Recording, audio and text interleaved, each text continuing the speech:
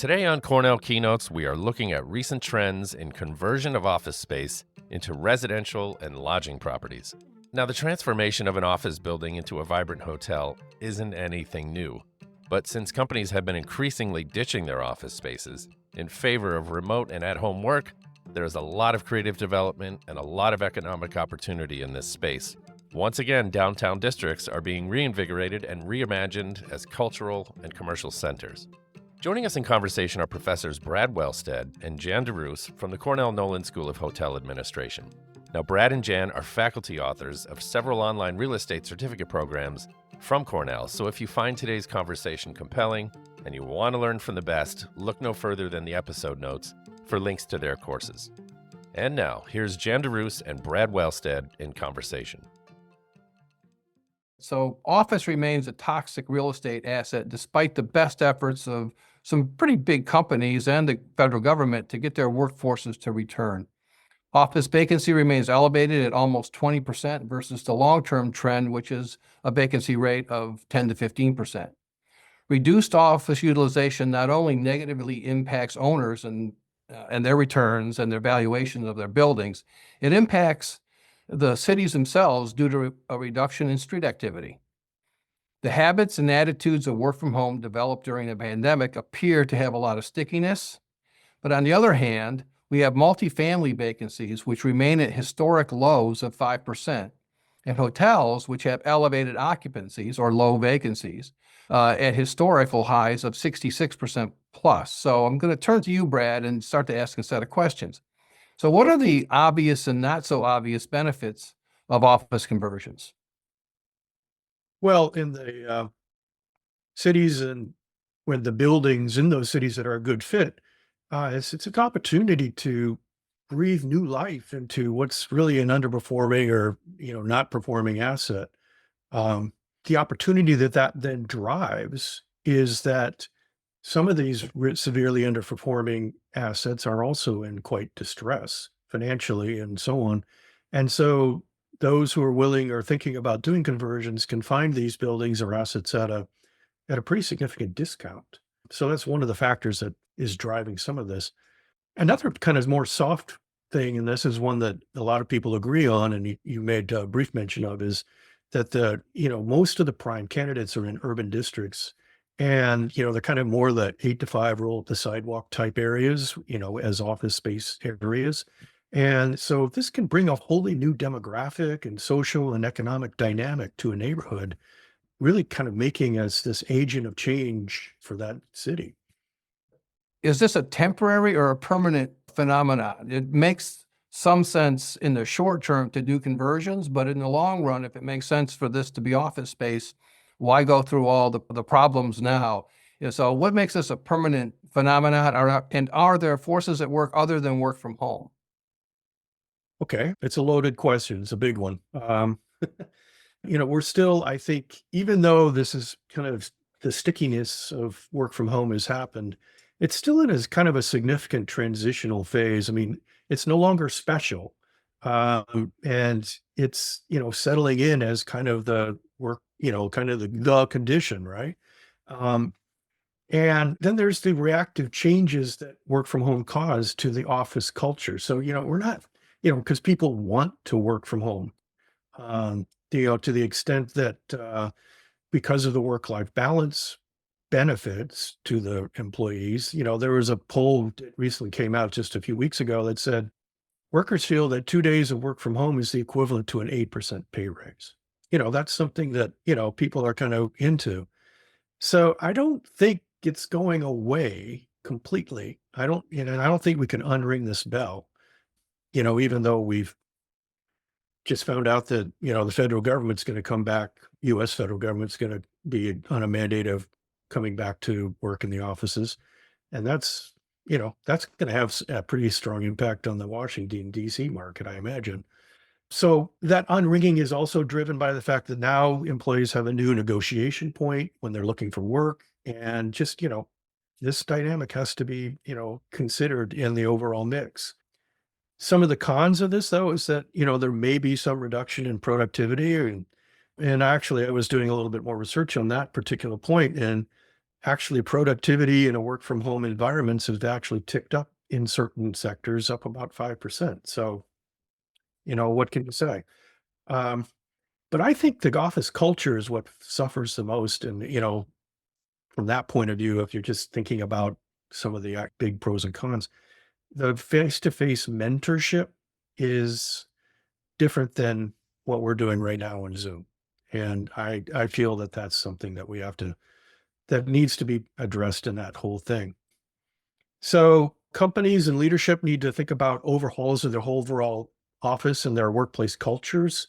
And I think there's got to be some kind of embracing of it and making it now part of the office culture, the work from home, and which is going to enhance the overall worker satisfaction. And it's going to have that stickiness and impact on amount of space needed as a result. We have office conversions that are exploding. The number of square feet under renovation or projected to be under renovation is now in the approaching 100 million. It's not quite. It's about 60, 70 million at this point. Yeah. That's a significant amount of the overall U.S. supply. In Yeah. addition, most of that conversion is office to residential. So question for you, Brad, is, as part of your answer before, I'm going to take it that, yes, it just does appear to be a permanent phenomenon because developers and owners are voting with their feet in terms of new projects. What accounts for this dominance of office to residential? 56% of the overall number of conversions that are tracked here, which is around 690 or 680, are all happening in the last 13 and months or so and projecting into 25. So that's a significant thing. But to go to your question more specifically, what's driving the office to residential conversion is in many cities, the difference in occupancy between a residential multifamily and, for that matter, hotel relative to office occupancy is like 15% delta. And that's on top of the fact that most cities are in the midst of housing shortages. So there's demand that's being pushed there. There's more people that would be using the office facility.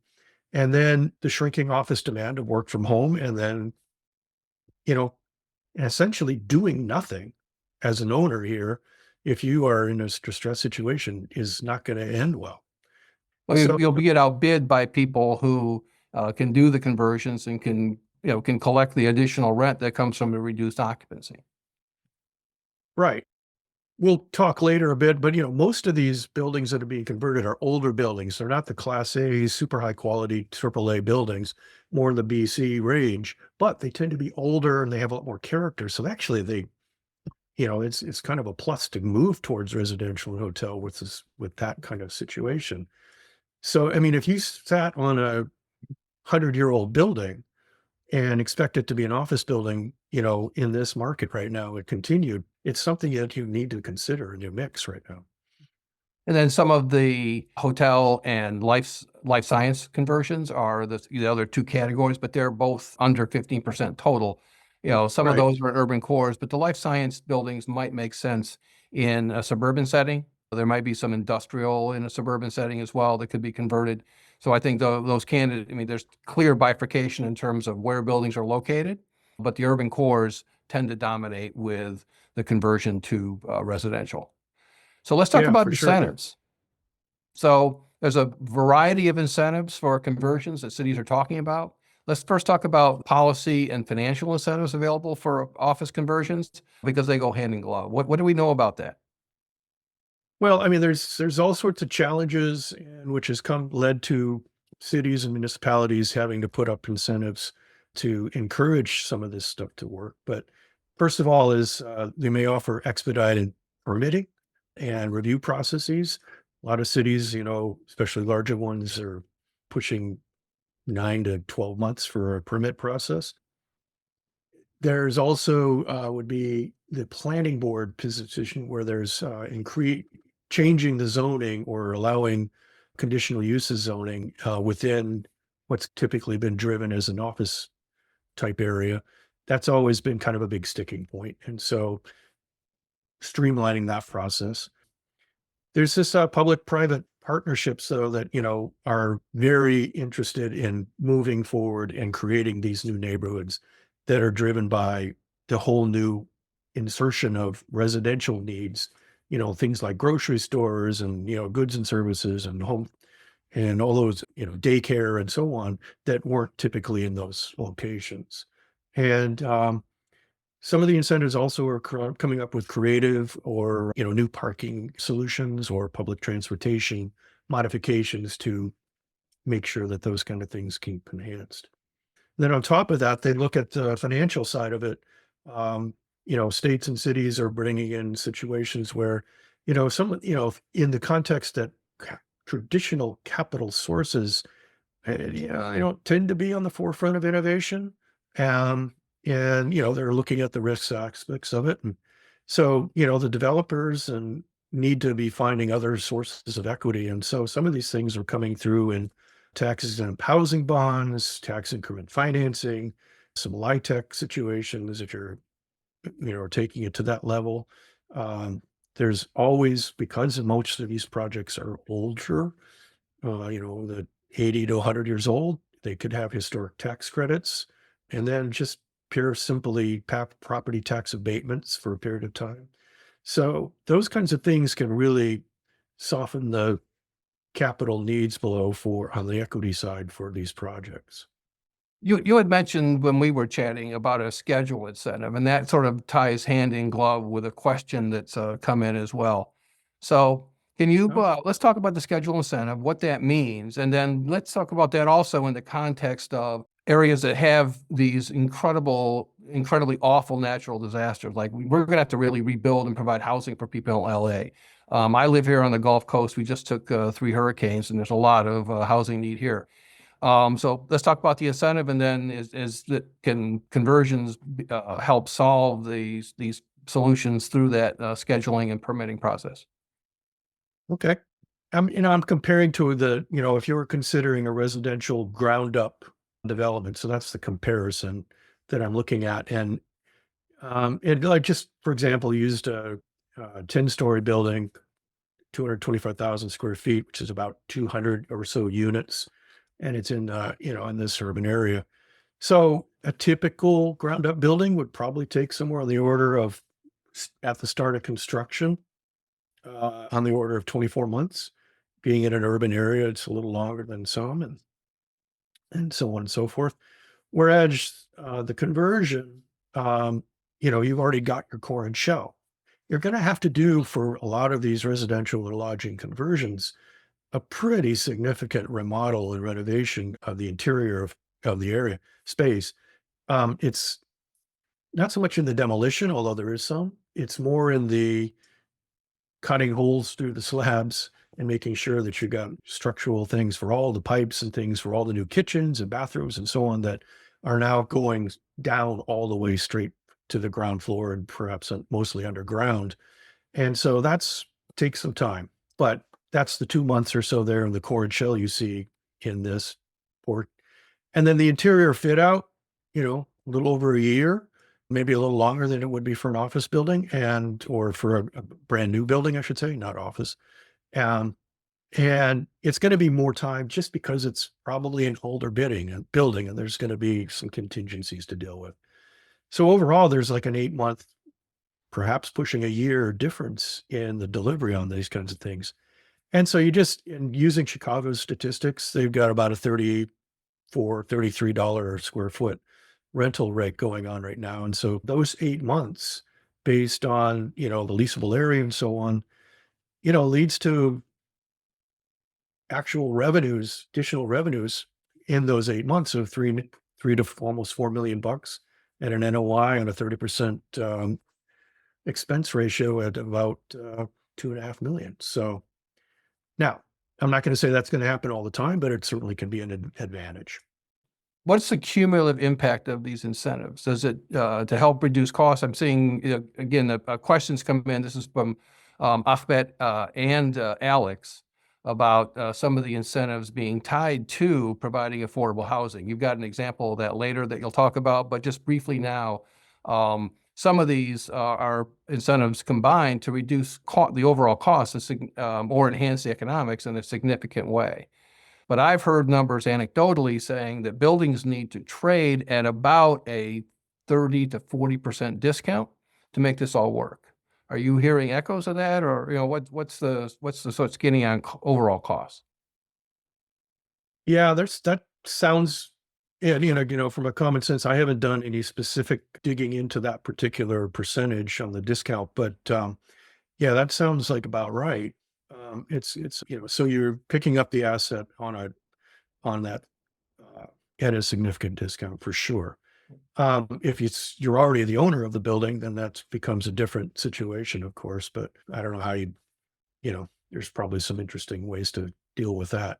Well, I mean, we Uh, have, elevated, we quoted vacancy rates earlier, but we also have elevated defaults and delinquencies in the office space. They're clearly larger than other property classes right now, and those result in, bank sales or, real estate owned Sure. sales from the capital providers that provide, a potential supply of buildings to be converted.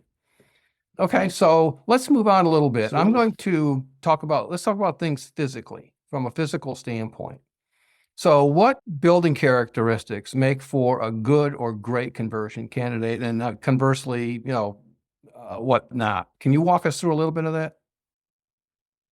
I mentioned a couple times already the idea that these need to be older buildings, and it's not just because they're older that in Class C, but it's more about the fact that older buildings didn't have as large a floor plate the floor size, as a lot of the more modern office buildings that you find built in the last 30 years or younger. So like here, for example, to show kind of the opposite of why a new building doesn't work is this is a rather tall building floor plate, actually from Hudson Yards in New York City, and it's showing the rather large floor plate that with the core in the middle here.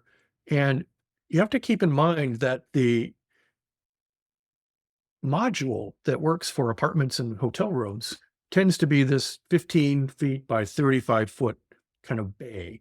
And so that would be the equivalent of, say, one hotel room, or, if it was I'd say a 2-bedroom apartment, you might take 3 of those bays, for example. But that 35 feet relative to the distance of the glass to the core is 60 feet. And even with the corridor incorporated into there, since, kicks it up to 40 feet, you end up with a lot of unusable area that there's nothing you can do with, because in hotels and residential, you have to have natural light, sometimes ventilation for at least the living areas, and sometimes, bedrooms is desirable. So that's what makes them less workable. But if you look at, for example, Chicago's been quite forward in their program in their they call the LaSalle Street corridor. And that is a great example. They had like a series of, I don't know, half a dozen to a dozen buildings that they kind of put out strictly for the purposes of these kinds of conversions, with all sorts of incentives and so on. So they put out an RFP, and this is one of the examples on 208 South LaSalle Street that shows you that they were taking the middle, looks like about, 5 or 6 stories there, sandwiched between 2 hotel properties, JW Marriott on the ground floor, that red area, and there's an autograph collection, LaSalle Hotel on the uppers. And these 6 stories in between, housing about 280 apartments. So if we take a look at the floor plate for that, then you can see how this works, where they have not only, and this is how they laid out the apartments in this thing, where it's a 52-foot wide corridor, area in the actual building in that area, because they have this light well here, and 80 feet on the ends. So they've actually been able to do a double loaded corridor of units. And it's not only on the exterior perimeter, but also on the interior perimeter, that allowed them to put all these units into this situation. And this is one of the more successful versions that was presented. So, I mean, this building was built in 1914. Daniel Burnham, famous architect in the time, did a lot of beautiful buildings, and now it's being used in this way, and it's really pretty cool. Barnum is famous for his quote, "Make no little plans," which I think is a great quote. One of the things that's interesting about this is 30% of those units are according to what's called the Affectable Requirement Ordinance in the city of Chicago. So 30% of these are affordable. And that's helping to not solve a homeless problem, but it certainly solves a housing shortage or a shortage of affordable housing, or helps to. I'm not saying it's the solution, but it can certainly go some way there. So we've been talking about the benefits of this the whole time. Let's talk now about some of the economics and then some of the barriers to this. Okay. So Okay.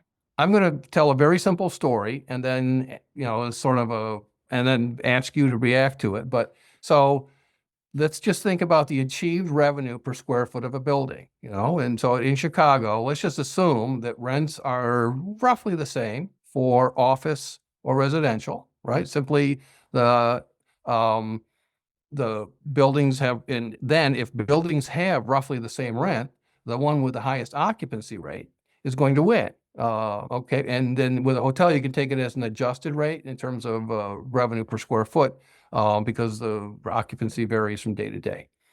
Is the economics of conversion as simple as I framed it, with the story that residential properties over the long term appear to have a higher projected occupancy than office, and therefore it makes sense to start thinking about converting them, because that 20% vacancy in office versus 5% vacancy in apartments is a pretty compelling delta to work with.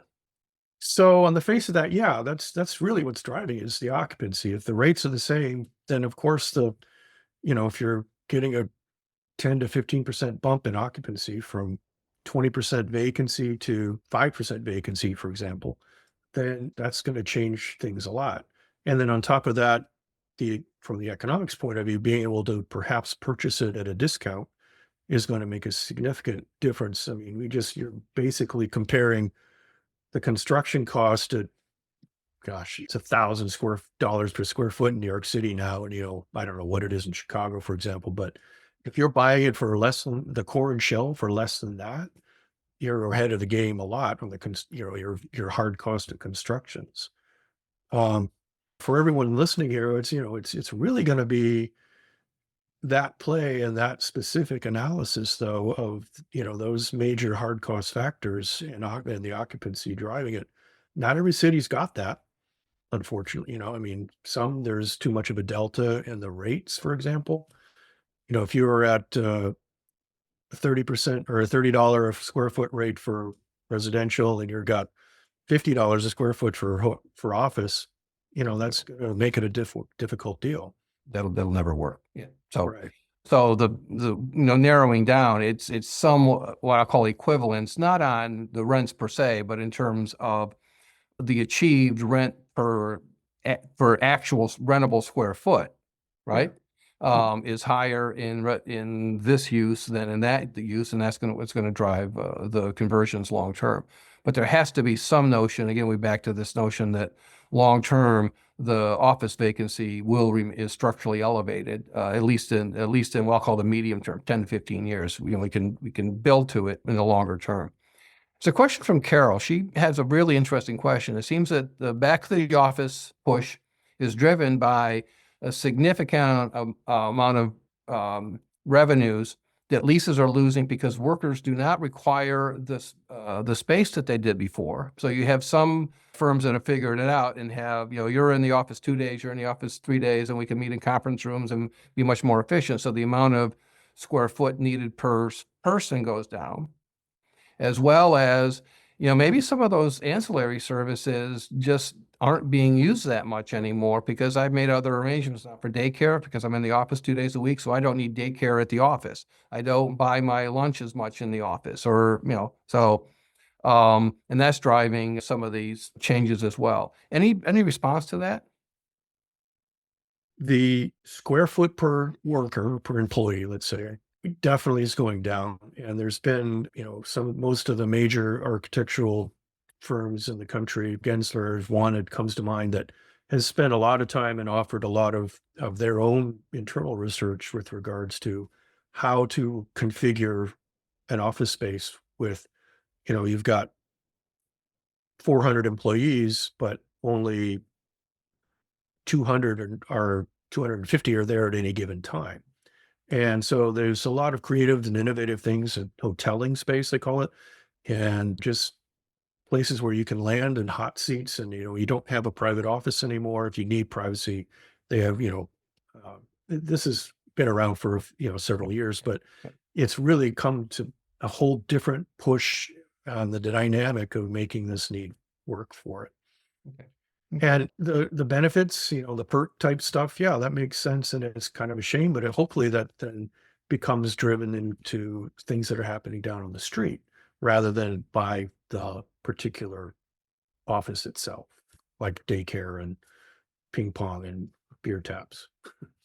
Well, I mean, I also, I mean, I do enough travel to know that the cityscapes are even evolving where we're having more residential relative to the office, things like food halls, as opposed to some sort of more buried food service that really you walk past because you're going to the elevators and you're in the building. But if were walking the street, you'd never be aware that there's a food service establishment in the ground floor of something.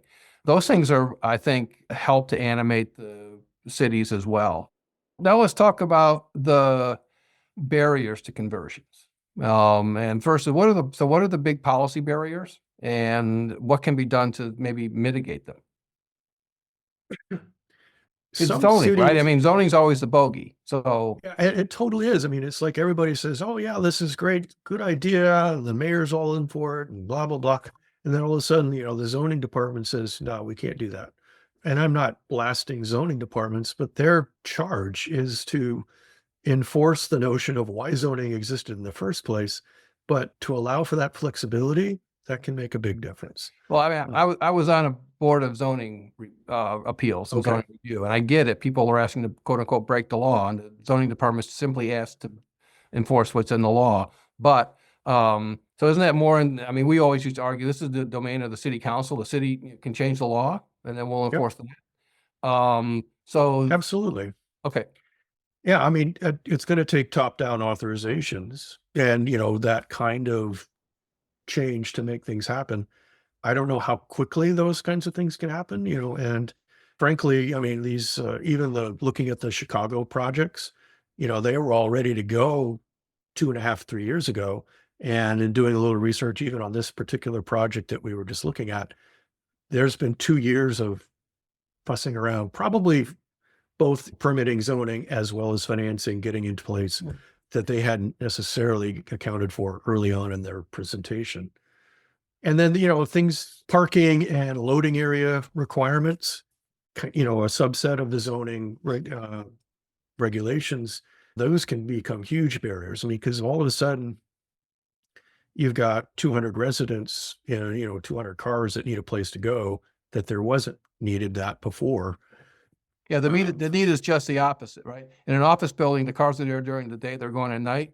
Where in a residence, the cars are going during the day, and people want to park them overnight, and it's just a different flip flop of the parking and the parking need. But I mean, you can monetize that, right? You can either sell parking or each unit comes with X amount of Totally. entitled parking as well, so people don't have 2, 3, 4 vehicles because it's becomes expensive to store them. Oh, yeah, it's crazy. And I think part of the hope is that, you're creating a situation where people don't require use of a car 100% of the time. And, where they're either using public transport or other means or can walk to everything that they need. So that's part of the kind of the soft incentive side. Other challenges too, there's, as I kind of went through, the remodeling process, I mean, the life safety and requirements and egress requirements are similar, but it just is multiplied by from an office where it's not on the residential module, for example, you're going to be, changing all the sprinklers, changing all the fire alarms and necessities, and creating situations where walls need to be of different characters and so on and so forth. And, then there's other barriers like I was reading about like, all of a sudden you're putting in from compared to an office space in this, and again, in the LaSalle situation, you're adding in 280 kitchens and toilets and bathrooms and such like that.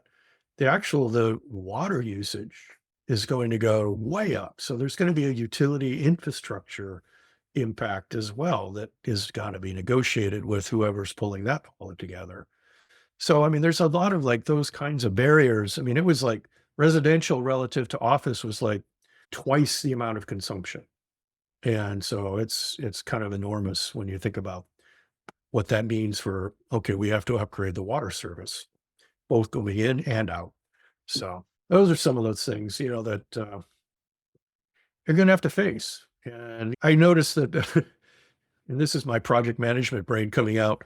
I noticed that, looking at all the budgets that were presented during that RFP in Chicago, they had like 10%, which typically more, new building might be in the 5 to 6% range or so. So I don't I'm sorry, I didn't catch 10% of what? of the cost of construction as contingency. Okay. And I don't know, I think that's a little aggressive and in the wrong way. Like, I think it should be more, most likely. You should be prepared for more than a 10% contingency in these situations. Being in an older building and just all the surprises that you're going to come in and find. Okay. So, Do you have any examples of sort of a quick case study that would showcase the success of the financial model and how many years it takes to recover the additional capital investment? Are these like 5-year paybacks or are these long-term? My sense is these are long-term changes to the fundamental mission of this building. And these are penciled at a 7-10-ish year hold, not a quick flip, convert and flip. Although you could do that if, sometimes the strategy would be to buy something, fix its problems, and then flip it based on expected future cash flows. I tend to agree with you on the long-term thing. I don't have any specific examples at my fingertips, but, I mean, I think about the Liberty Hotel in Boston, for example, which switched to it wasn't an office building, it was a prison into a hotel. And that's been wildly successful, I'm sure. It's been around a long time, but it's more of an adaptive reuse than an office conversion. But I think about the capital costs of bringing this together. I mean, even if you get the discount and you got, 50, in this case, the LaSalle project was a good 50 to $60 million of overall cost construction. And on top of that, more, um, it's a significant investment that it's going to take a while for that to start cash flowing back above that. So yeah, I think it's a longer term hold, This is especially if we're a trying to cover losses from not doing anything for a while. Okay. We have a question from Riwa, and this gets to hotel uses. And what she asks, is there a possibility of the government getting involved in conversions to house homeless people or immigrants? And I just want to answer this question a little bit from my knowledge that many cities, New York City being the lead on this, have been using hotels and basically taking over entire hotels and using them to house both immigrants and homeless for the last few years. The cities that do that are, typically would identify themselves as sanctuary cities, and then they would identify these places for housing. Not all cities are doing it, obviously, but the cities have recognized this role in the past. And now that I think a good question is, can the housing for immigrants and homeless, can that be found in these office buildings in addition to these sort of what I call fairly painless conversions of taking whole hotels?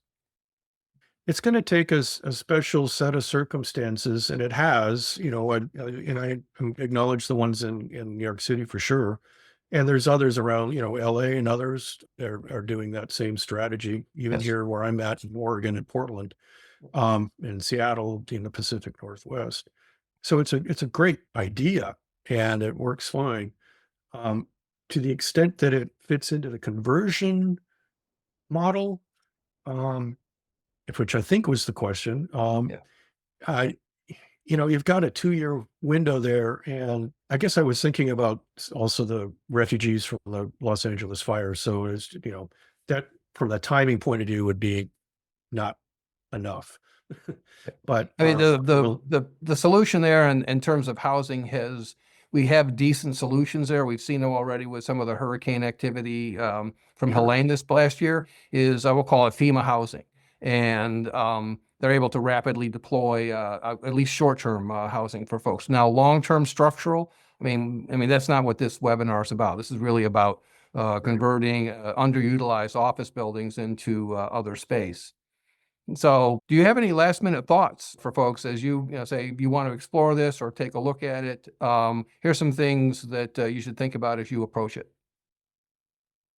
No, I think we've touched base on most of the requirements, or most of the high level requirements and characteristics of it.